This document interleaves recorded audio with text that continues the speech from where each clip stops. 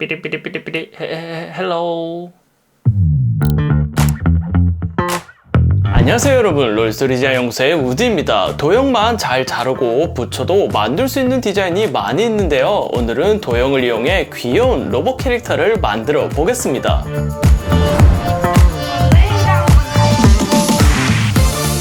제공해드린 예제 파일을 다운로드 받아보면 이렇게 로봇 캐릭터가 보일 텐데요. 딱 보면 단순히 도형과 라인으로 만들어졌다는 걸 알 수 있어요.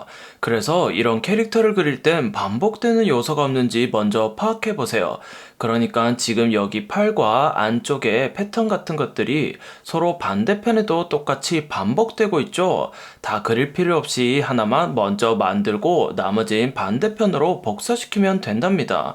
그럼 위에서부터 하나씩 도형을 이용해 로봇 캐릭터를 만들어 볼게요. 우선 귀여운 로봇 캐릭터의 대가리부터 만들어 볼까요? 자, 이런 모양은 어떤 도형으로 만들까요, 여러분?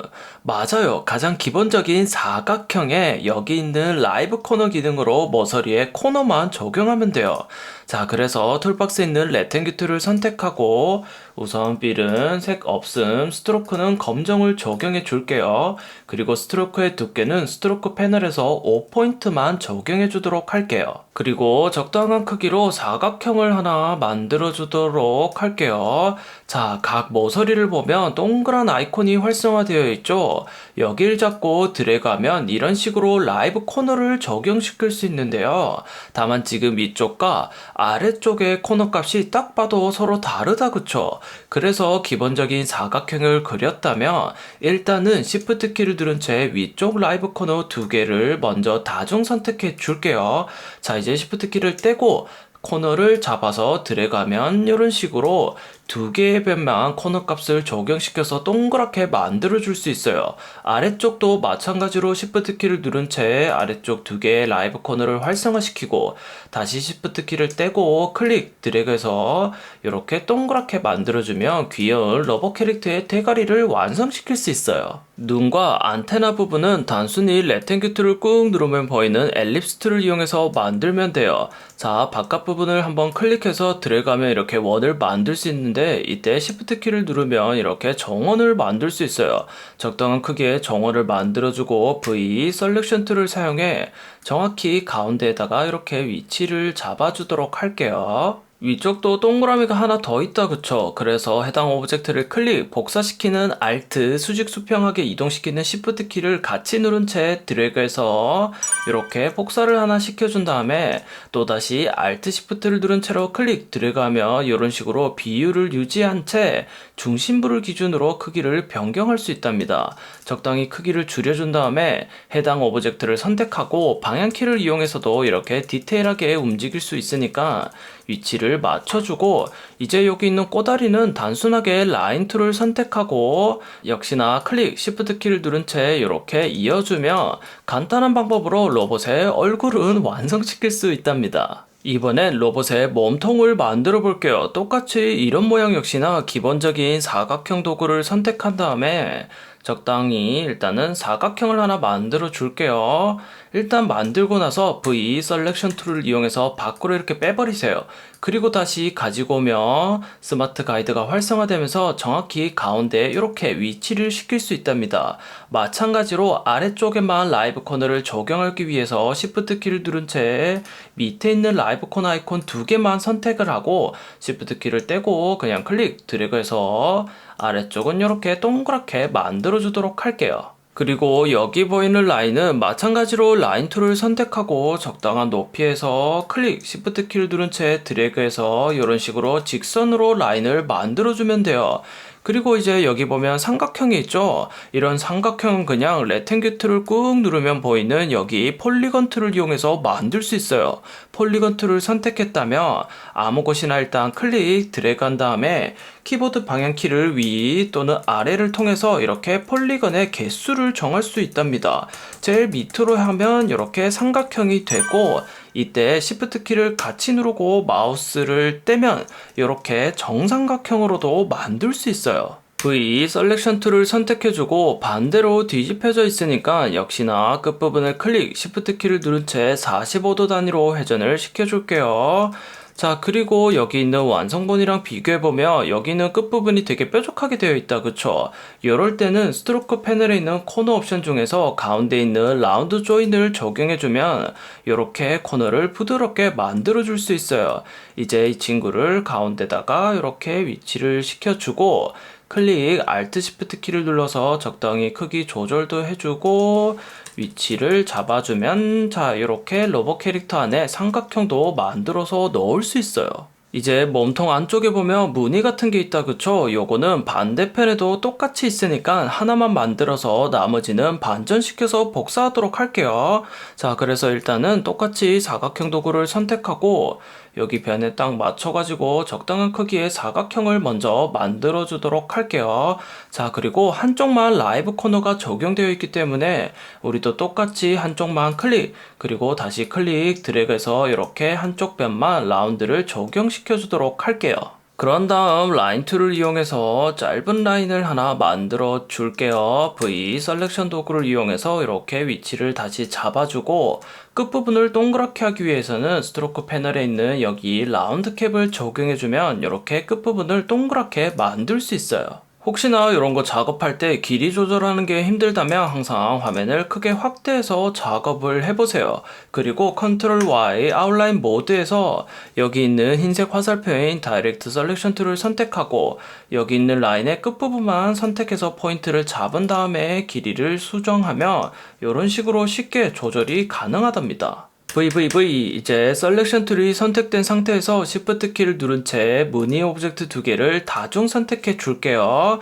자, 그러니까 이 친구 두 개를 다중 선택해 둔 상태예요. 그리고 단축키 O를 눌러보세요. 그럼 여기에 있는 리플렉트 툴이 선택되는데요. 이 리플렉트 툴을 이용해서 반전을 시켜줄게요.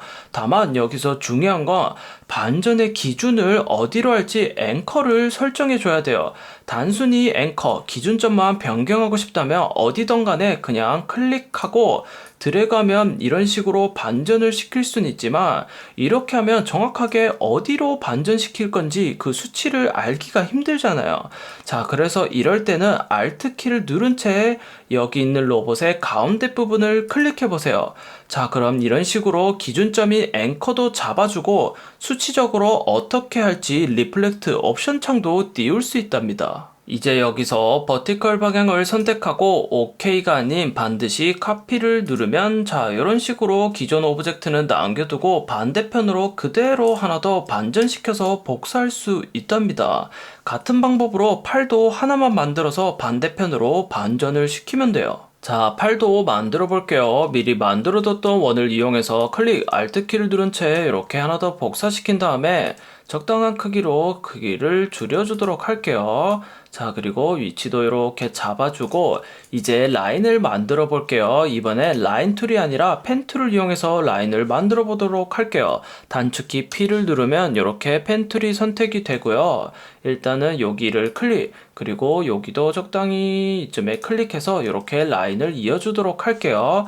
자, 이렇게 펜 툴을 이용해 패스를 다 그렸죠. 그리고 나서 패스를 닫고 싶다면 단축키 ESC를 누르거나 컨트롤 키를 누른 채 빈 곳을 클릭하면 패스를 닫을 수 있답니다. 계속해서 여기도 클릭하고 Shift 키를 누른 채 클릭해서 이렇게 직선 구간도 만들어 주도록 할게요. 자, 다 했으면 ESC를 눌러서 패스를 종료하고 이제 여기 보이는 로봇의 손만 만들면 되는데 모양이 U자 뒤집힌 것처럼 생겼죠.